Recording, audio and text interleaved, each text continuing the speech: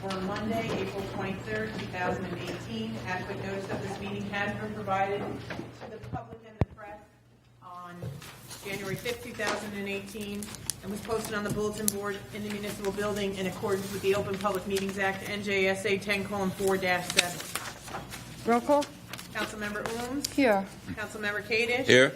Councilmember Van Tassel. Here. Councilmember Allberger. Here. Council President Murphy. Here. Please rise to salute the flag. I pledge allegiance to the flag of the United States of America and to the republic for which it stands, one nation, under God, indivisible, with liberty and justice for all.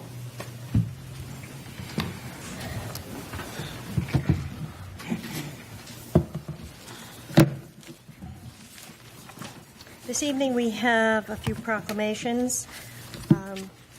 Would Chief Mills and Captain Young please come forward? And will Mr. Shortway please read it?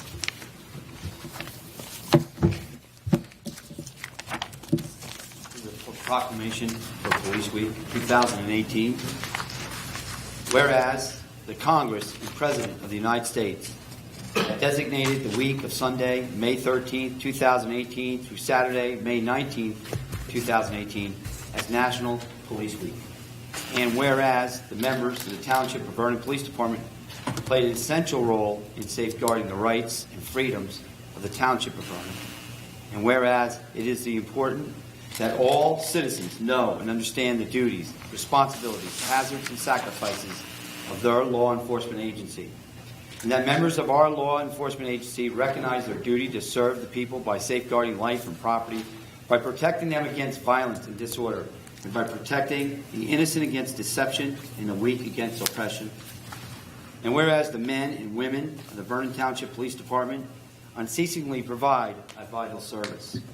Now, therefore, I, Council President Gene Murphy, and the Vernon Township Council do hereby proclaim that the week of May 13, 2018 through May 19, 2018 is designated as Police Week in the Township of Vernon, and call upon all citizens and patriotic, civic, and educational organizations to observe this week with appropriate ceremonies and observances in which all of our community may join in commemorating law enforcement officers, past and present, who by their faithful and loyal devotion to the responsibilities have rendered a dedicated service to their communities, and in so doing have established for themselves an inviolable and enduring reputation for preserving the rights and security of all citizens.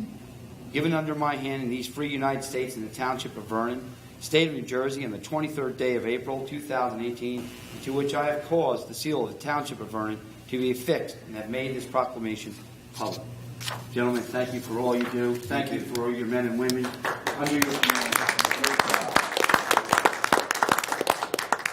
I'd like to take this opportunity to thank the mayor, the business administrator, the council president, and the council for, I've been an officer here for 28 years now, and the support has always been there. We've always been able to get what we needed to do, what we do for the citizens of this town, and for that we thank you.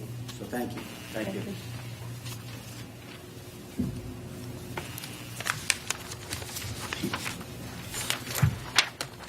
The next proclamation we have is Older Americans Month. Councilmember Kadish, please read that. Older Americans Month, May 2018. Whereas Vernon Township is committed to valuing all individuals and recognizing their ongoing life achievements, and whereas older adults in Vernon Township play an important role by continuing to contribute experience, knowledge, wisdom, and accomplishments, and whereas older adults are active community members involved in volunteering, mentorship, arts and culture, and civic engagement, and whereas our community can provide opportunities to allow older citizens to continue to flourish by emphasizing the importance of elders and their leadership, by presenting opportunities for older Americans to share their wisdom, experience, and skills, and recognizing older Americans as a valuable asset in strengthening American communities.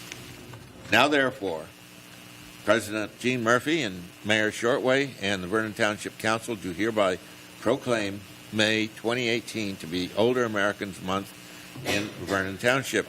We urge every citizen to take the time this month to recognize older adults and people who serve and support them as powerful and vital citizens who greatly contribute to the community. Given under his hand in these free United States and Township of Vernon on this 23rd day of April 2018, and to which he has caused the seal of Township of Vernon to be affixed and made this proclamation public, Harry J. Shortway, Mayor, and Gene Murphy, Council President. Thank you. The next proclamation is for the Appalachian Trail. Whereas Appalachian Trail founder Benton McKay's vision of the Appalachian Trail included opportunities for recreation, recuperation, and employment through a series of recreational communities throughout the Appalachian chain to be connected by a walking trail, and whereas communities along the Appalachian Trail are important partners for the sustainability of the trail and its greenway for an estimated 4 million visitors to the trail every year. And whereas Appalachian National Scenic Trail walking adventures, overlooks, and primitive areas present opportunities to attract visitors to Appalachian Trail communities from around the world, and whereas this designation will act as a catalyst for enhancing sustainable economic development and engaging Vernon citizens as Appalachian Trail stewards, and whereas Vernon is recognized as taking steps to ensure the ongoing protection of its natural and recreational resources while investing in its future as a memorable destination along the Appalachian Trail, and whereas Vernon, New Jersey is now recognized and designated as an Appalachian Trail community, an official designation conferred by the Appalachian Trail Conservancy, and desires to continue its efforts to support the Appalachian Trail and its community effort for at least 5 years. Now, therefore, I, Mayor Shortway of the Township Council, do hereby proclaim that Vernon accepts the designation as an Appalachian Trail community and urges its citizens to support the Appalachian Trail through appropriate programs, activities, and ceremonies. In witness thereof, I have hereunto set my hand this 23rd day of April 2018, Harry J. Shortway, Mayor, Gene Murphy, Council President, Karen Lutz, Regional Director, Appalachian Trail Conservancy.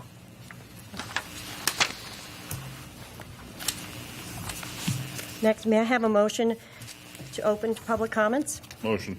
Is there a second? Second. All in favor? Aye. Any opposed? Please note, public comments are limited to 3 minutes per person for current agenda items only. Is there anyone from the public that would like to step up and make a comment? Seeing no one, may I have a motion to close to public? Motion. May I have a second? Second. All in favor? Aye.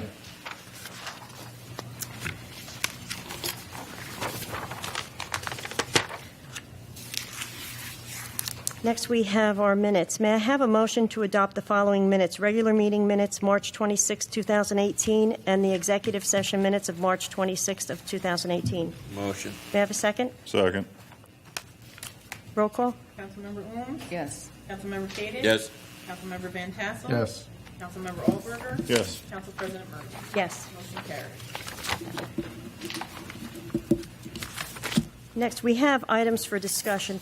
Would Mayor Shortway please begin the discussion on the Municipal Services Act?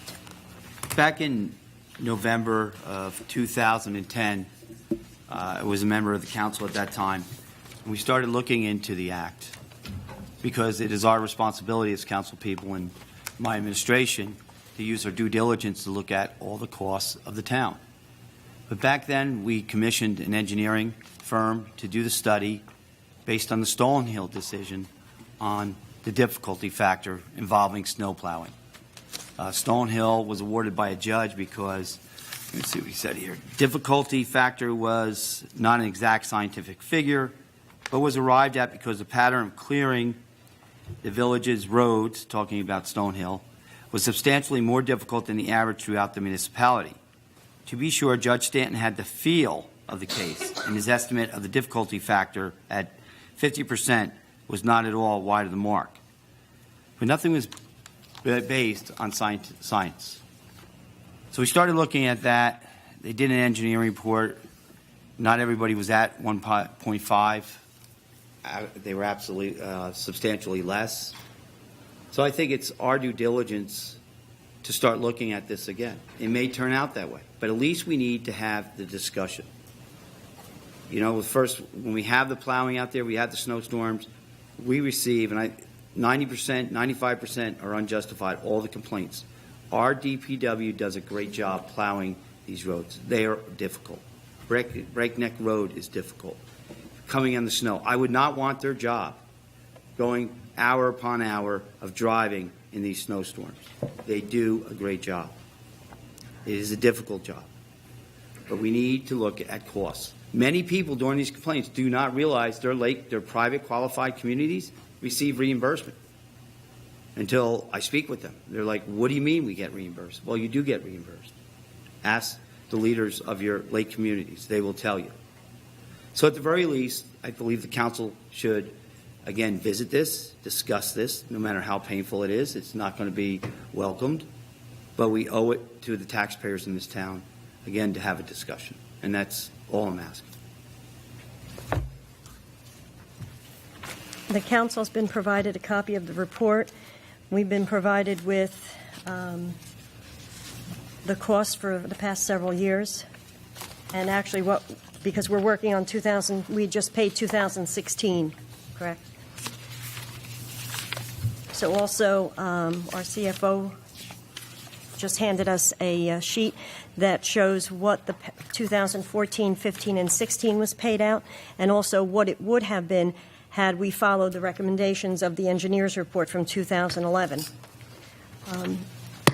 I think one of the things that this does not include in what we do pay out is that the town pays for the salt. So I'm just wondering, is the salt even included in any of the calculations anywhere as a material cost? I guess maybe we've asked Ed Babcock to be here today. So if you could just come up. Since I took office, it's been this way since 2011, 2010. Sorry, we supply them with grits and salt. Now, the only thing that we do is we get it at our cost, which is substantial compared to what they were getting it at. That's one reason that we're doing this. Now, when they call us up after a snowstorm, we want 15 loads, we want 20 loads, we want 4 loads. We have to, the next day, we have to try to do our best to get them their loads because if we have another storm coming in. It's one of these things where I see they have to do it, and the costs, I'm not exactly sure where that's in. Elko would know better than that as far as that goes. What I do is when they submit their bills for, like, say, 2016, I break out our sheets and compare apples to apples. If they were out the same time we were, to make sure that they all line up. And 99% of the time, they're out when we're out. So they're legit. There are a couple of times when they've been out for ice spots that we don't have to go out for. So it's kind of a wash on that. But as far as the cost of the salt sand, Elko would have a better idea as that goes because we don't charge them at the DPW. Mm-hmm. That comes through her office. So it's a necessary evil. And there's definitely an issue that everybody basically knows about. We need to rethink this, like the mayor said. We need to do something about this as far as supplying it to them, and maybe we can work something out to where they can possibly piggyback off our setup. I don't know. That's something we need to look into. That's for sure. Yeah. At the last meeting, a comment came up that the communities, I guess some of the communities pick up their own salt or grit. Are we pretty much delivering them to all of the communities? We deliver to, I would say, probably 99% of them. There are one or two that come get it as they need it. We have 3 really big ones. We have Highland Lakes, we have Berry Lakes, we have Kosh's guys. That's W Lake Panorama and so forth. We have Scenic Lakes. Depending on what the storm is, if we have a storm and then we get another one coming 2 nights later, they'll call up, okay, can you make a delivery? That doesn't give us time to go through our equipment to get it ready for the storm, and that's the issue. That's a real issue for us. As far as the trucks go, it's just beating them up. We can't set them down to do services that we need to do. Obviously, even with washing trucks, so you can see what's wrong with them. It's something that, say, like Highland Lakes, they want 20 loads. That means I have 2 or 3 trucks running all day, and a guy in a loader. That takes away from other issues that we have. So there are ones that come down after their own, but It's not enough. All should be coming after it. They should all be coming down to us. Absolutely. Councilmember Wahlberger, you have any comments or? One of the things that we have to think about too is come spring, we haul from Highland Lakes and Berry Lakes both, we haul back that grit. So it's costing us again. We don't need to have it hauled out of there. They need it because they need the space for their street sweeping. So, that's another cost on to us that should be put back on them because we'd be happy to leave it up there. It would save us again in the fall, bringing it all back up again. Exactly. And like you say, if you can't keep up with, you have, 4 Sterlings? You can't even get parts for them anymore. Yeah, exactly.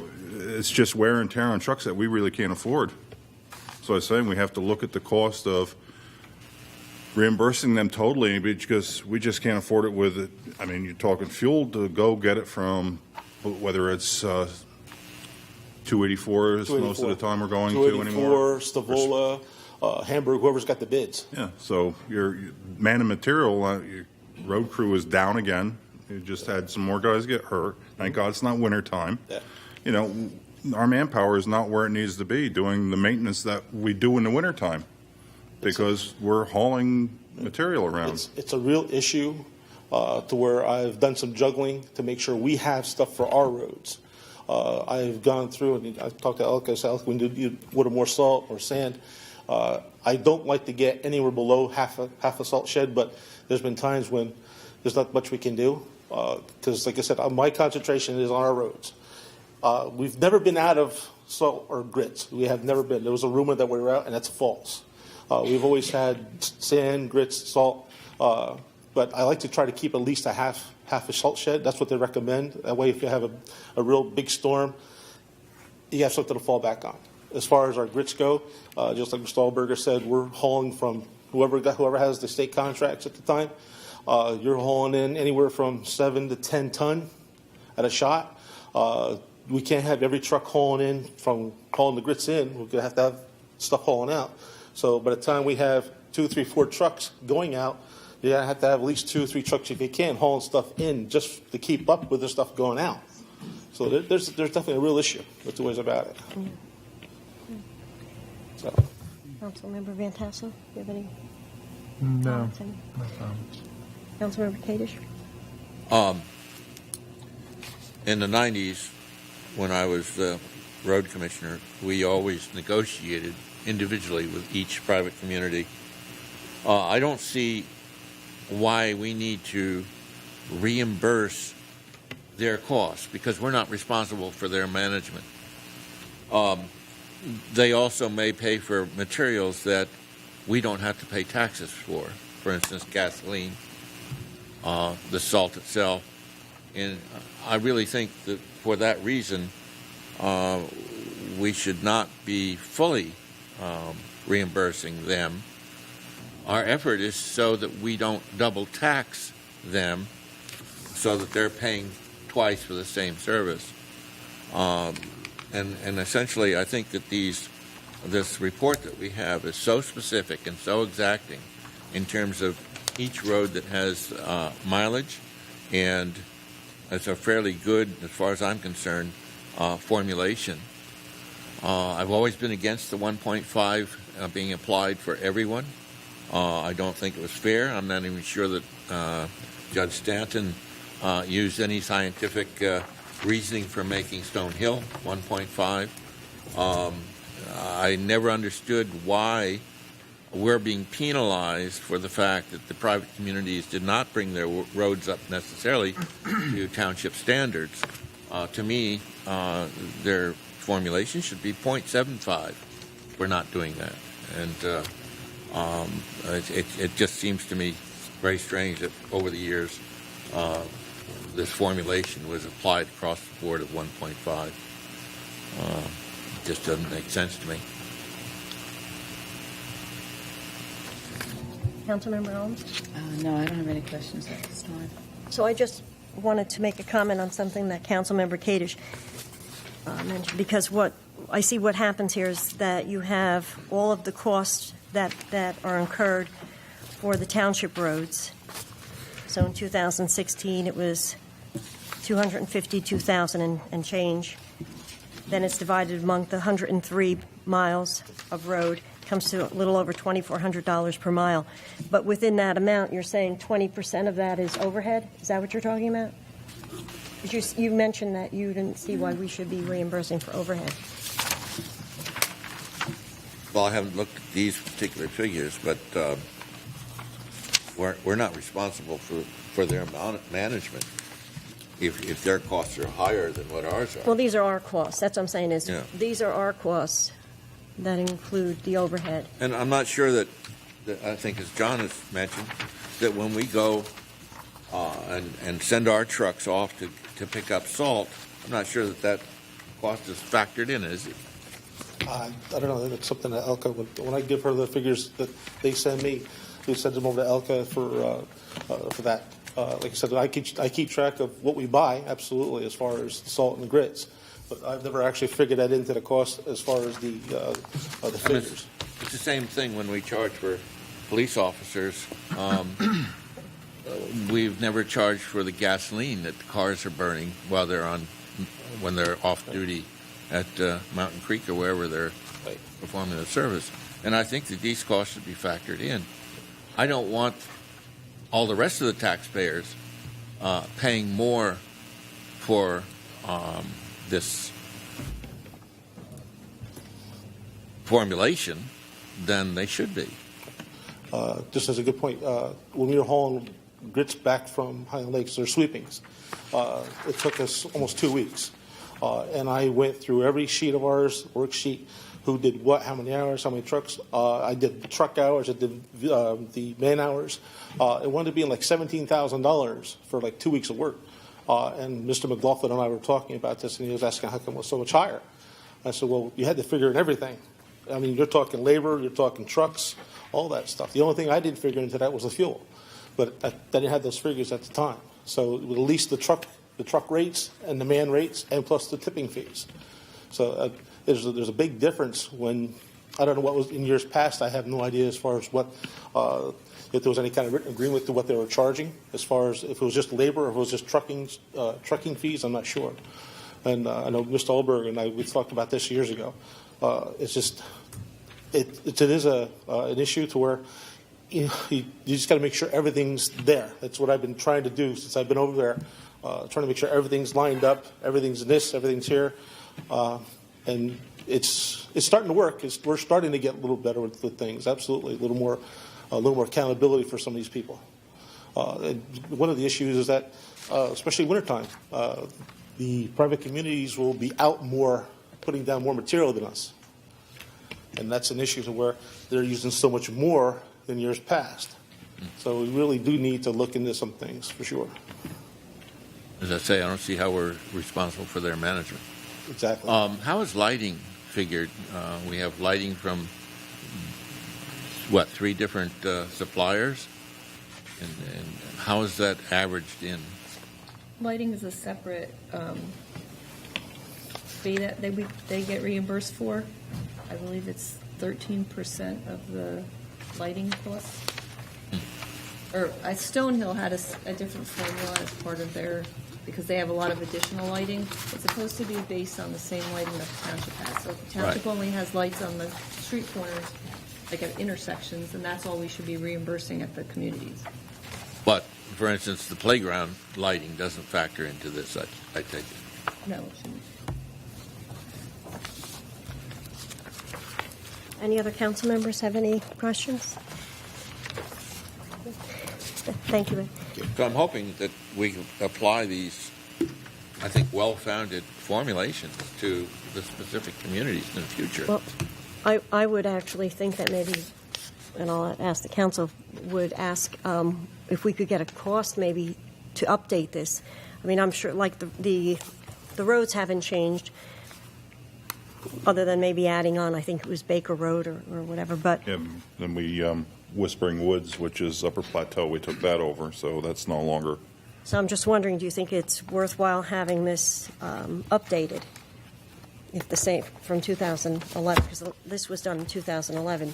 Do you see any reason to have it updated? It cost $12,000 to do the study, if I remember, but it was like That's 8 what it years was. ago. I don't know what the update would be, and I didn't budget to do the study, an Well, update.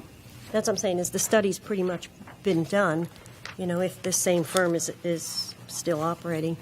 That wouldn't But, be the only thing that we'd have to update. The roads haven't changed. It would just be the salaries and the cost of fuel, basically, isn't it? You could probably do that in-house. Well, that's not going to change the roads, that's what I'm saying. That's what I'm saying. But I'm just saying, the amount of roads is not changing, other than the roads that we added. So the fuel is the fuel, and that changes every year within everybody's costs.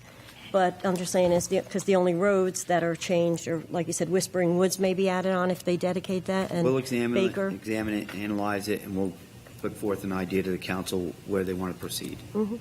We'll make suggestions, and then the council will look for direction, what you want us to do. Thank you.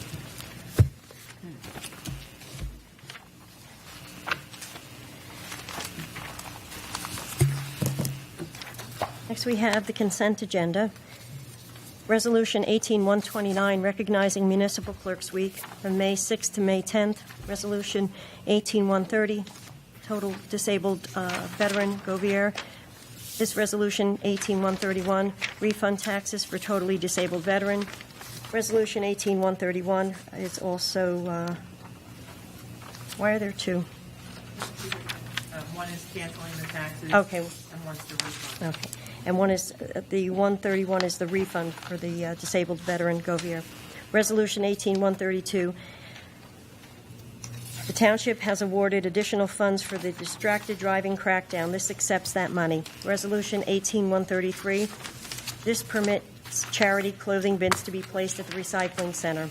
Resolution 18-134, this accepts the bids for the sold lots at the auction. Resolution 18-135, this accepts the Land Use Board redevelopment resolution. Resolution 18-136, this authorizes settlement of a grievance with AFSCME. Resolution 18-137, this awards the contract to Greener by Design. Resolution 18-138, this authorizes repair for the Pochuck Valley fire truck. May I have a motion to adopt resolutions 18-129 through 18-138? I'd like to separate 135. Okay, any others? Okay, may I have a motion to adopt resolutions 18-129 through 18-134, 18-136 through 18-138? Motion. May I have a second? Second. Roll call? Councilmember Bowman? Yes. Councilmember Kadesh? Yes. Councilmember Van Tassel? Yes. Councilmember Alberger? Yes, I abstain on 138. Council President Murphy? Yes. Motion carries to adopt 18-129 through 18-134, 18-136 through 18-138. Did you have a comment or discussion on 18-135? I have one criticism, well, two actually, and that is one of the recommendations. She had three comments, and I don't know where it is right now, but the second comment was regarding historic sites. What page are you on, John? Well, I think 17.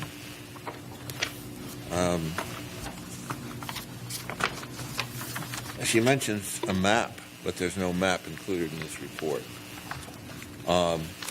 She did hand it out at the Land Use Board.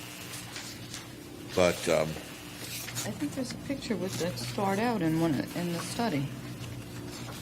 I came across, oh, it's here, Dan. but Town Center Historic Okay. Site. And she's got them in little stars. So they are there, indicating the properties. with respect to those concerned with historic preservation, the board and its professionals responded that historic preservation concerns were beyond the scope of this designation study. I can't imagine having a redevelopment taking place in a town center in which historic elements are not being considered. To me, I think that in the plan that should follow this, that it should very much become part of the development. and I hope that the council agrees, as well as the professionals involved.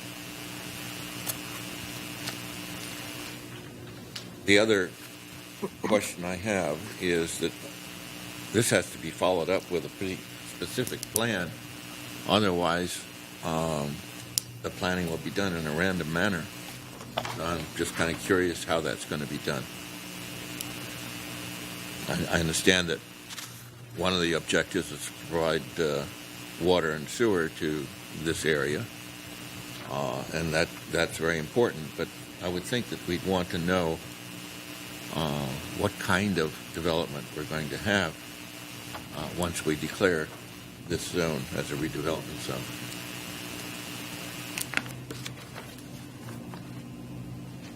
Okay. I think basically the town center plan is going to dictate the development, but the specifics to the plan, you would need the planner here and ask that specifically. But the town center plan outlines pretty specifically what we're looking at and what is permitted use. If it's not permitted, if it's not listed, it's not allowed. In other words, planning through zoning.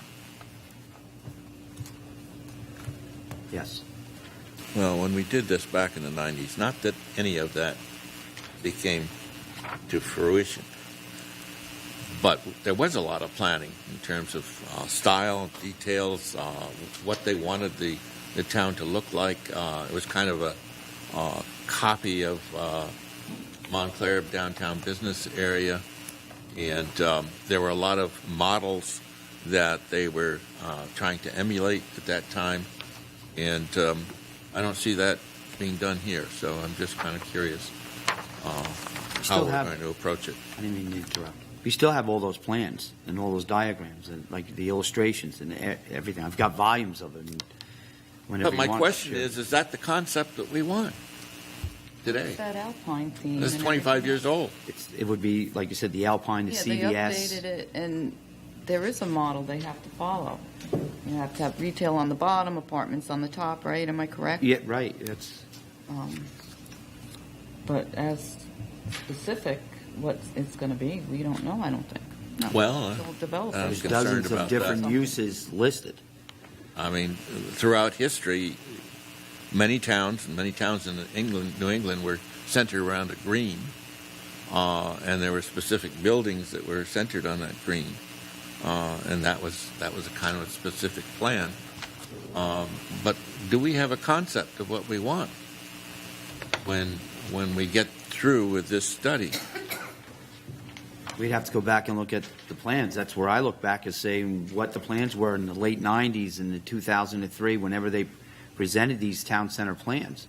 That's what I go back to look at. That's where I get my vision from, is those that came before my office, the prior council, and the landing board resolutions. Councilmember Kadish? I Yes. believe Chapter 330 of the Township Code illustrates and demonstrates what is the permitted uses and designs. I know it has pictures of storefronts, light fixtures, different awning types that it wants, and it's designated for various different areas. Is that what you're referring to? No, I'm referring to a more global concept of how we want the town to function. That's not in this resolution, No, I understand that. but it's not meant to be in this resolution. This is a redevelopment. Well, I understand that too, but I still think it's an important aspect. If I may, Councilmember Kadish, this is the next step to be developed is a redevelopment plan for the area designated in need. Certainly, the council will have input as to what that redevelopment plan looks like and what aspects of other plans or other zoning will be a part of it. The council can then determine whether or not the plan is superseding overlay zoning or whether it will act in conjunction with the existing zoning. So this is really just the first step of determining that the property meets the criteria to be declared an area in need of redevelopment. Well, I think perhaps a discussion should take place, I don't know, work session or whatever. When we look at the zoning that currently exists in the town center, we've really kind of destroyed the residential district. There's hardly anybody who lives within the town center at this point because it was zoned commercial. And we do have a couple of buildings that have apartments above them at this point. I think it's important that we rebuild our residential without upsetting the rateable chase. But if that's what we're going to do, then fine. I just raised it as an issue. Anyone else?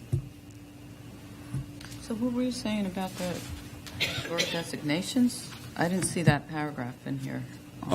Yeah, I should have underlined it, but I didn't. But she mentions that a group of advocacy for history, which I thought was a little insulting, that we have a commission who's state mandated. We have a mayor who chose those people to be on that. And they're not really advocates. They're doing a job. They're volunteers. And I just think it was an unfair characterization. Oh, okay, but they're not changing the historic designations. As the chairperson of that committee, I feel it's important that we take a look at the inventory that we have and make an analysis as to whether specific buildings have historicity and whether or not they should be preserved. I think we've been sort of dancing around this ever since Wyman's Tavern, and I really think it's an important issue. But it's not a part of this document. Okay. May I have a motion to adopt Resolution 18135? I'll make the motion. Is there a second? Second. Roll call? Councilmember Holmes? Yes. Councilmember Kadesh? Yes? Councilmember Van Tassel? Yes. Councilmember Allberger? Yes. Council President Murphy? Yes. Motion carries to adopt Resolution 18135. Next, we have the public hearing on Ordinance 1816, bond ordinance providing for the improvement of the sanitary sewerage system in and by the Township of Vernon in the County of Sussex, New Jersey, appropriating $140,000, therefore, and authorizing the issuance of $140,000 in bonds or notes of the Township for financing such appropriation. As the title states, this provides bonding for the sewer. May I have a motion to open public hearing for Ordinance 1816?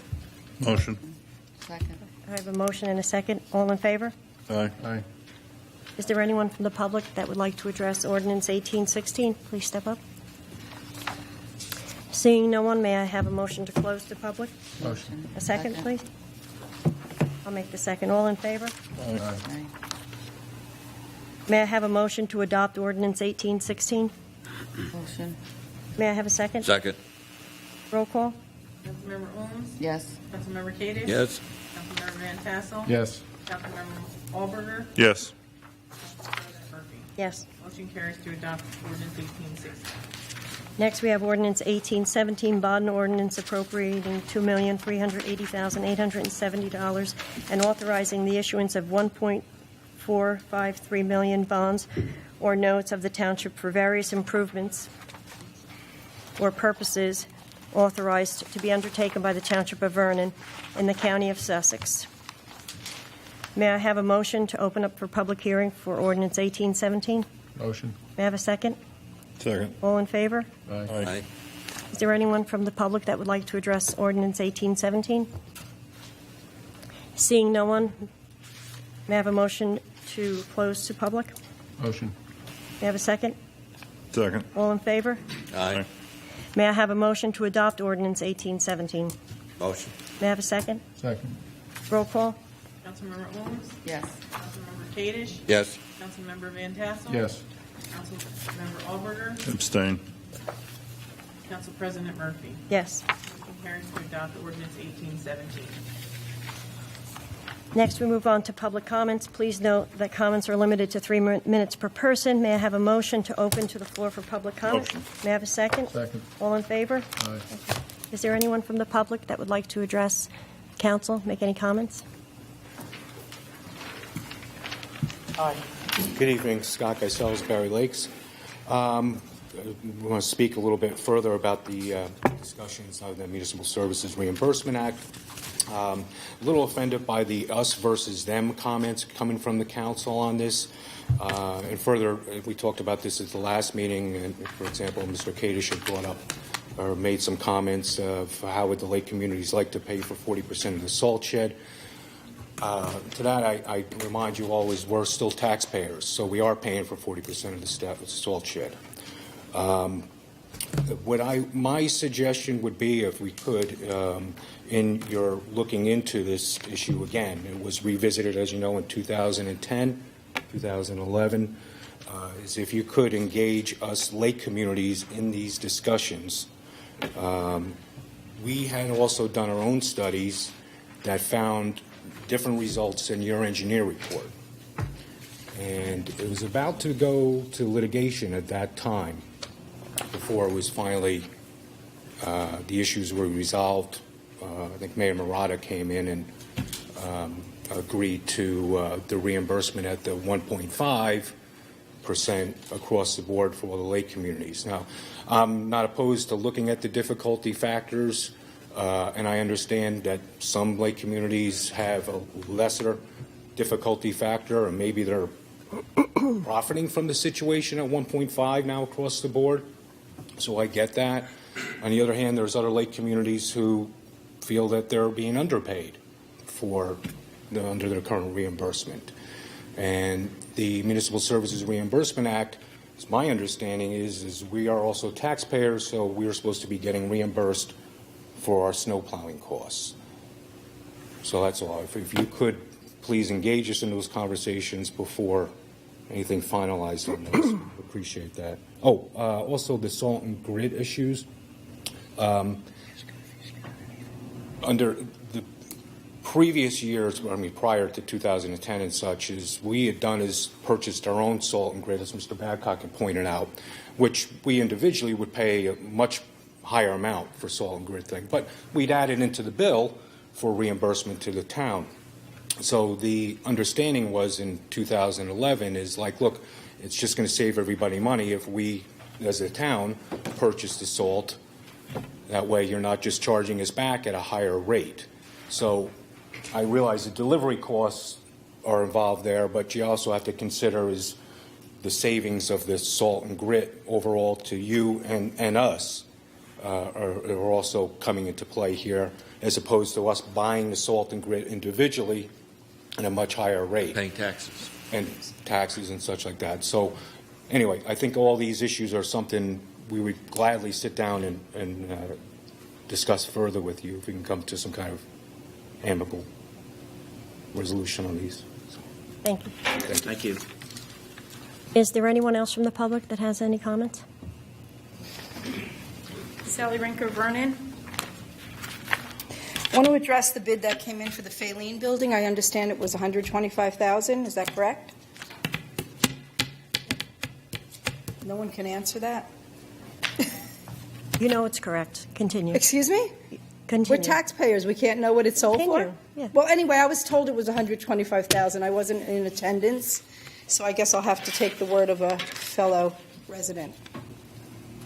In spite of Councilwoman Murphy repeatedly denigrating the property, a town asset, I understand that it did go for $125,000.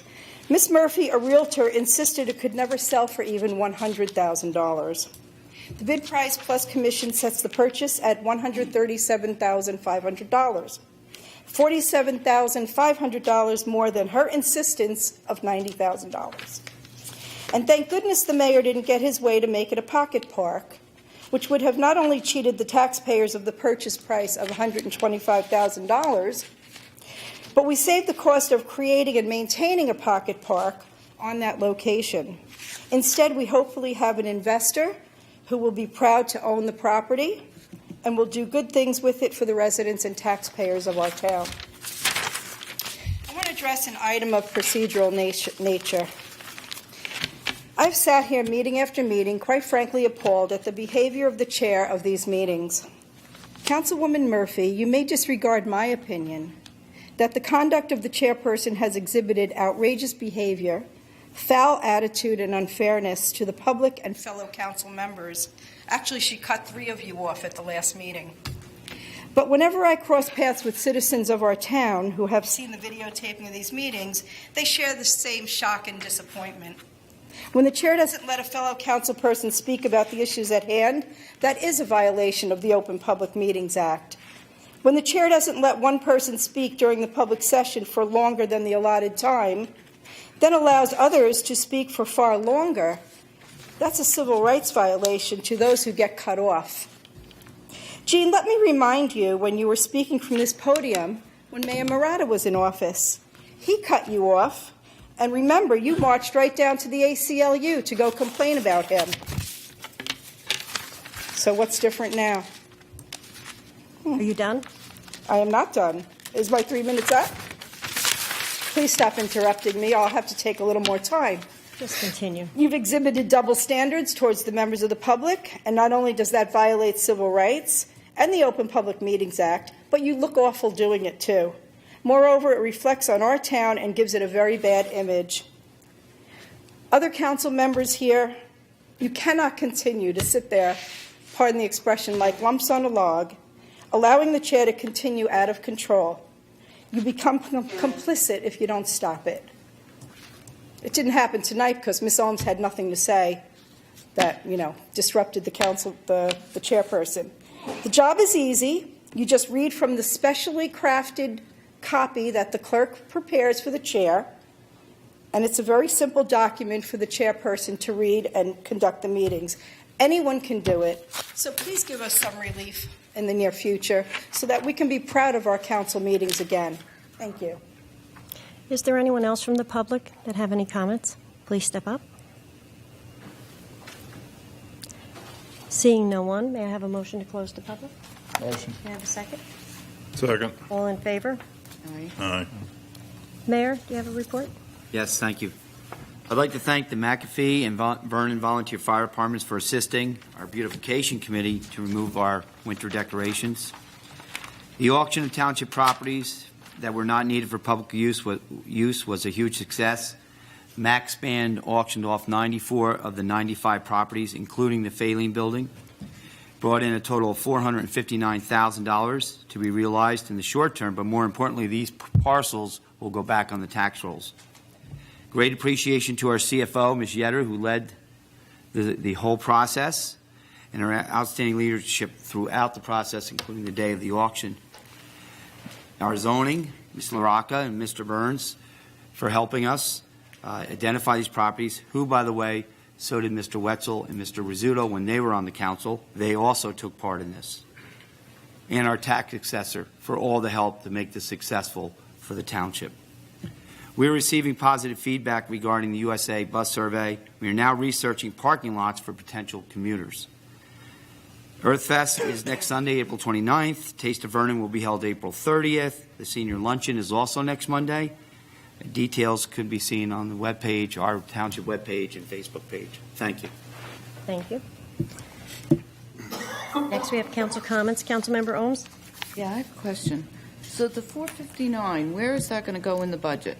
What line?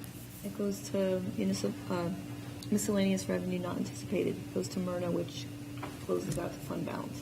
Okay, miscellaneous, not appropriated. And what'd you say about the fund And then balance? that closes to fund balance at the end of the year. Go Goes to into fund the fund balance. balance. Okay.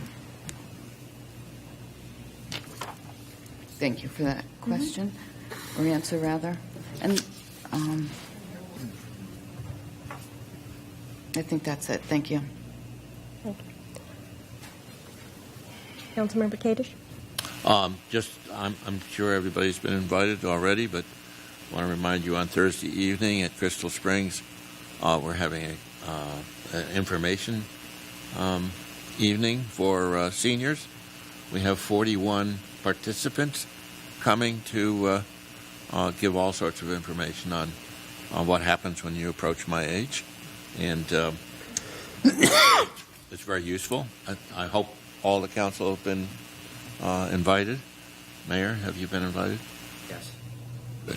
You've been invited? You didn't get it? No. I thought an email went out. Anyway, it'll be downstairs at Crystal Springs. It should be a very informative evening. It's being organized by the American Association of University Women and several other groups. I've been one of the organizers of it. Hope you all come. No comment. No comment. First, I would like to say that the auction was a success, and just to address the Faline building slightly. The ordinance we passed was for $90,000, that it could not be sold for less than. The auctioneer started that bid at $50,000. When you conduct an auction like that, you need to develop interest in it. So what you do is you start the number low and you work the number up. And that's what was trying to be accomplished all this time.